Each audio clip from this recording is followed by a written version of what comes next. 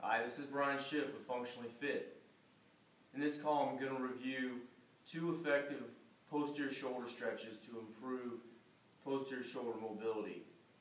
In a prior column, I discussed soft tissue mobilization techniques to improve posterior shoulder mobility, and it's also important that we stretch the posterior shoulder for those athletes or clients who lack internal rotation or suffer from shoulder pain that could be related to any type of internal impingement. There's some controversy regarding sleeper stretching and whether or not to do that, and so I just want to show you how to do an appropriate sleeper stretch, and then I'll show you another stretch if that happens to be uncomfortable for a client that's more of a cross-body stretch. But I think at the end of the day, we've got to understand that if a client suffers mechanically from internal impingement, it's important that we improve that mobility so the total shoulder range of motion is within normal limits side to side for these athletes and clients. So a traditional sleeper stretch, if you were to do that, we put the client on their side, and it's important that they're up on the scapula because we've got to stabilize the scapula. We'll abduct the shoulder to about 90 degrees, and then we're going to come on top of this wrist with the other arm, and then just gently push down until a stretch is felt in the shoulder. Now the stretch should be felt inside the joint itself, or I'll tell clients it should be felt in the posterior shoulder area. If they have any discomfort that runs down this lateral arm or upper part of the shoulder here that feels uncomfortable or painful, that's not what we want them to experience.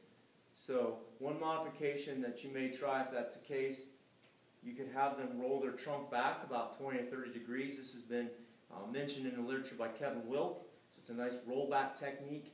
And then you can try the stretch again and see if that's any better.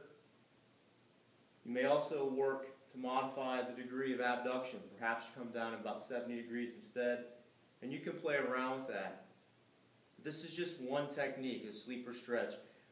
Usually advocate holding for 30 seconds at a time and repeating at least 3 to 5 repetitions.